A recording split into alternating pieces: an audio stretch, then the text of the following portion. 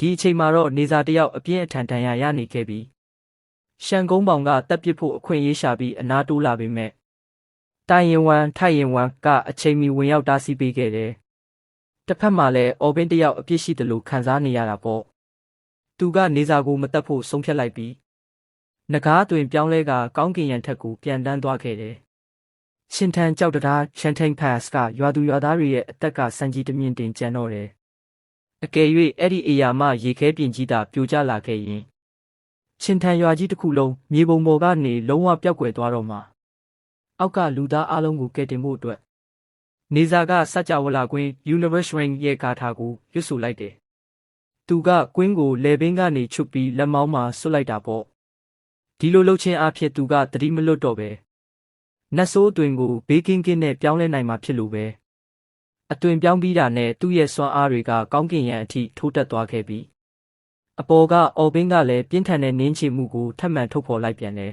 ။နေစာကတိုက်ခိုက်မှုတံအများစုကိုခုခံနိုင်ခဲ့ပေမဲ့လည်းရေခဲပြင်ကြီးကတော့အောက်ကိုတဖြည်းဖြည်းတက်ဆင်းနေတော့မယ်။လမ်းကြောင်းမှာရှိတဲ့မြင်မာတဲ့အဆောက်အအုံမှန်သမျှတစ်ခုမကျန်ပြိုပြက်ကုန်တော့တယ်။ဒီလိုအတိုင်းအဆမရှိတဲ့ဘေးဒုက္ခကြီးဆက်ရောက်လာတဲ့အခါကျမှ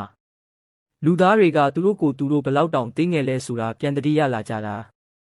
ရုံးကန်မနေပါနဲ့တော့မင်းကနတ်ဆိုးတုံးကနေမွေးဖွားလာတာလေ။မင်းရဲ့ကံကြမ္မာကိုဘာလို့လက်မခံတာလဲ။ဘာလို့လဲဆိုတော့ကံကြမ္မာကငါရဲ့အရှင်သခင်မဟုတ်လို့ပဲ။ငါကံကြမ္မာကိုငါကိုယ်တိုင်ပဲဖန်တီးမှာ။ငါပဲဆုံးဖြတ်ချက်ချမှာ။ပြီးတော့ငါကနတ်ဆိုးဖြစ်မလာစေရဘူး။နေစာကအရင်ကနဲ့မတူတဲ့တုံဟုန်သွားစေမဲ့စွမ်းအင်လိုင်းတွေကိုပောက်ကွဲထုတ်လိုက်တယ်။အော်ဘင်းလည်းအခြေအနေမဟန်တော့တာကိုရိပ်မိပြီးနောက်ဆုတ်သွားခဲ့ရတာပေါ့။